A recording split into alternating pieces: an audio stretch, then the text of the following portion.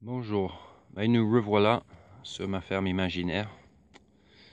Alors, aujourd'hui on va parler de la structure de le design et comment l'infrastructure en 3D il fonctionne pour nous.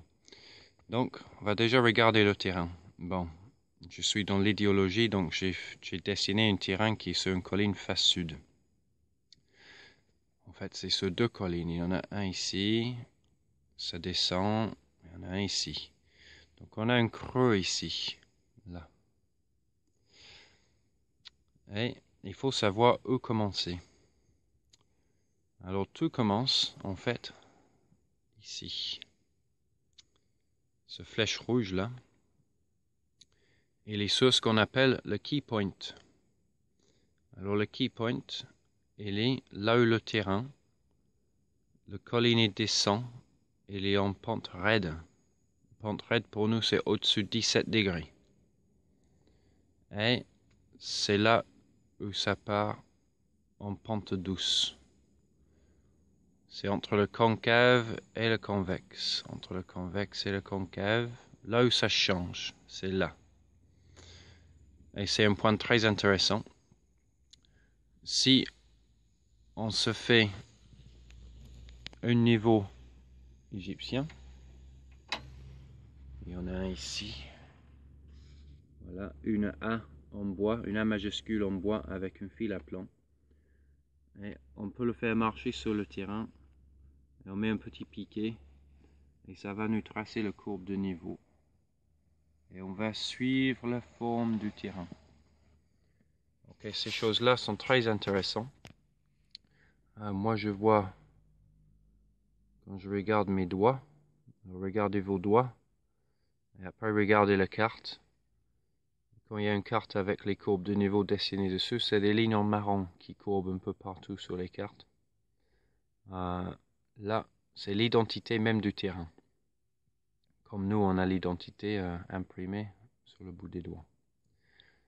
Alors, le keyline, il est intéressant parce que si on veut faire un étang ou un barrage, c'est l'endroit sur le terrain où, pour le moindre quantité de terre bougée, on fait un étang qui retient le plus d'eau. Le ratio entre la terre à bouger et l'eau contenue, elle est optimale. Plus haut, il faut beaucoup plus de terre pour grimper la pente, pour faire de l'hauteur, pour emmagasiner un tout petit étang tout maigre. En bas, c'est aussi moins intéressant. Alors ici, c'est l'idéal et c'est aussi là où la géologie en général, c'est à cet endroit-là où s'il y a un complexe argilo-humique, on va commencer à le trouver. On va commencer à trouver un peu d'argile et on va voir la terre capable de retenir l'eau. Chez moi, ça va être difficile, la terre elle est très très poreuse. Il va falloir que j'attends, même peut-être que j'achète de l'argile pour badigeonner l'intérieur de l'étang en bas. Et à partir du moment où ça contient un peu d'eau, ça va finir par augmenter. Donc voilà, ça dépend de la géologie de le terrain. Alors aussi, sur le keyline, on va faire une baissière. On va faire les baissières tout du long sur le terrain. Alors les baissières, c'est ça. C'est une tranchée sur la courbe de niveau ou pas. Et le terre qu'on sort de la tranchée, on l'empile en contrebas. Donc on fait une espèce de butte. Mais c'est pas un butte avec du bois enterré, hein. C'est juste une butte de terre et éventuellement de matière organique, du foin, etc. Alors on creuse ces tranchées sur la courbe de niveau. Quand il pleut, l'eau qui ruisselle, il se fait arrêter dans la baissière.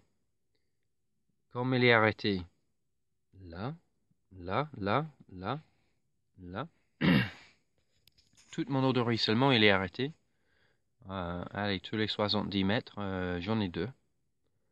Et l'eau, elle s'infiltre dans la terre. Et après, on a cette masse d'eau souterraine qui va descendre petit à petit va descendre le terrain 1000 fois moins vite qu'à la surface. Elle va aussi descendre et réaugmenter les nappes phréatiques. Ok, là, un geste pour la planète. Vraiment, moi je trouve que c'est une des gestes les plus importants. C'est de ralentir l'eau chez soi. Si on arrive à le ralentir, c'est tout bénéf pour nous. Et c'est tout bénéf pour la planète parce que notre cycle d'eau il va trop vite. L'eau elle tombe soit sur les toitures, soit sur le goudron. Il est dirigé partout et on a une obsession de le faire partir dans la mer aussi vite que possible. Et sur la route, il prend tout ce qui est bon avec, il prend tous les minéraux, érosion du sol, etc. etc. Donc c'est vraiment, pour moi, c'est très important. Et ça nous aide à formuler l'ossature de nos designs. Donc, on trouve le key point, on trace le courbe de niveau et on crée ce qu'on appelle le key line. Alors, le key line naturel, il aurait passé au milieu de l'étang. Je vais creuser plus loin que ma courbe de niveau et ramener la terre ici pour me faire ma barrage.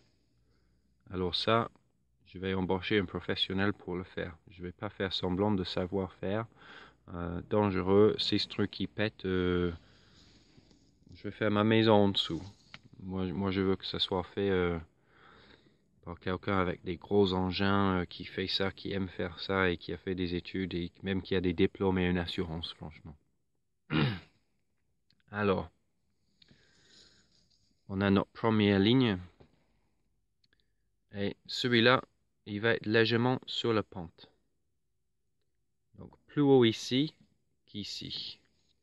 Et plus haut ici qu'ici. Alors, pourquoi? Parce que toute l'eau qui descend la colline vite, parce que c'est en pente raide, déjà, elle va porter beaucoup de nutriments récupérés dans la forêt. Deuxièmement, je veux remplir mon étang. Donc, si j'ai ma baissière sur la courbe de niveau, elle est pile de niveau, l'eau elle va rester dedans, elle va infiltrer dans la terre, c'est très bien. Mais si elle est en pente, légèrement vers l'étang, l'eau va couler vers l'étang et m'aider à remplir l'étang plus vite, les deux côtés. Donc mon étang il a deux ailes. C'est comme un bel oiseau avec ses ailes ouvertes à gauche et à droite qui fait venir l'eau vers le cœur. Une fois que l'étang est rempli, si j'ai bien positionné mon trop-plein à la bonne hauteur, il faut que je calcule mon trop-plein pour qu'il soit plus haut qu'ici et qu'ici, même qu'ici. Idéalement, je travaillerai en coopération avec mon voisin qui est entre les deux prochaines collines et lui aussi va voir un étang. Donc avec mon voisin, on va décider que ici, c'est la distance entre nous deux. Même si ici c'est chez moi ou ici c'est chez lui, on va travailler ensemble et on va faire notre baissière qui monte et après qui descend. Comme ça, l'eau qui tombe ici, ça va aller chez lui dans son étang. Ok, j'ai pas besoin de faire le gourmand. Okay. Donc, l'étang va être rempli et mon trop-plein est plus haut que les points les plus hauts sur mes baissières d'alimentation. Ça fait que avant que ça déborde dans mon trop-plein, l'eau va remonter les baissières, jusque là, et jusque là. Et donc, tout le temps que mon étang est plein, mes baissières sont pleines aussi. Et quand mes baissières sont pleines, ben, tout mon terrain est hydraté. Chouk, chouk. Là, je suis en train de vraiment réaugmenter la nappe phréatique. Ok, ça, c'est pas mon idée. Hein. Je l'ai copié chez Monsieur Lawton, qui spécialise dans ces choses-là. Alors, j'ai aussi besoin d'avoir les chemins pour que mes animaux puissent naviguer autour de mon pattern de parc de pâture, pour que je puisse les ouvrir le matin et les laisser aller se promener.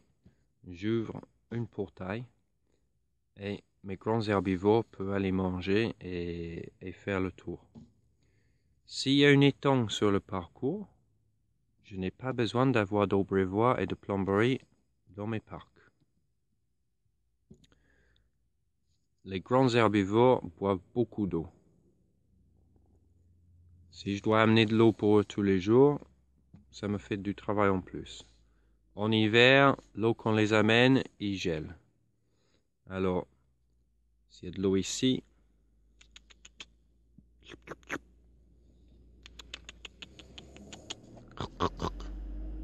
tout simple. Amener de l'eau pour les poules, ça me dérange pas. Amener de l'eau pour les moutons, bah, ça peut faire une partie du quotidien du cheval. De venir ici, un robinet ici qui est alimenté par le trop-plein de l'eau. Je peux remplir un bidon qui est sur une petite charrette. Et ça peut être l'exercice matinal du cheval d'amener de l'eau fraîche aux moutons. Faire une tour. Avant d'entamer d'autres travaux. Alors, mes chemins vont être aussi sur le courbe de niveau. Parce que s'ils sont sur le courbe de niveau, ils ne vont pas être dégradés par le ruissellement d'eau. Surtout si j'ai une baissière en amont et une baissière en dessous. Et ces baissières sont aussi les endroits idéaux pour planter des arbres. Donc mes chemins vont être bordés d'arbres, les deux côtés, les arbres utiles. J'ai raconté la dernière fois les essences. Même mes haies vont être sur le courbe de niveau. C'est ça qui va donner la forme et le pattern, la forme à ma pattern sur ma ferme. Donc, on va tout faire sur le courbe de niveau. Et le montée-descente c'est aligné avec les crêtes de chaque colline. Comme ça, on sait que ça descend vers ici, et ça descend vers ici, et ça descend vers ici, ça descend vers ici. Donc même quand il pleut beaucoup, comme ces chemins, ils vont avoir de la circulation à quatre pattes. Quand il pleut beaucoup, ça va être vite sec. Si on met nos chemins verticaux ici, ça va être la guerre de 14-18. Ils vont être jusqu'à genoux dans la boue et ça va être impraticable. Alors, j'ai mes chemins qui traversent le terrain. Mais ici, je vais arriver à ma limite de propriété. Et ici aussi. Donc je vais faire des cul-de-sac. Le chemin il continue. Je vais faire les cul-de-sac. Si j'ai bien géré le projet avec mes voisins ils vont avoir les chemins au même endroit. On va continuer le pattern et on peut mettre un portail. Ça permet que le voisin il part en vacances. Il a quelques animaux aussi. Moi je pourrais aller chez lui pour m'en occuper, ou lui, il pourrait amener une partie de ses animaux chez moi et les mettre chez moi, et quand moi je pars en vacances, je pourrais amener mes animaux chez lui, etc., etc. C'est comme dans les potagers, avoir le portail qui est entre ton jardin et celui du voisin, pour que le voisin puisse venir faire des poules, ou que toi tu peux aller chez lui nourrir ses lapins, ou donner à manger à son chat. C'est juste sympa, et c'est un beau geste. Alors, c'est cul-de-sac. Je peux mettre un portail ici. Et ça me fait des endroits pour mettre les cochons. Donc 1, 2, 3, 4, 5, 6. Ça me fait 6 bouts d'ailes bien boisées. Et aussi, j'ai tout le forêt ici. Pour mettre les cochons quand j'en ai pas besoin pour labourer, pour préparer.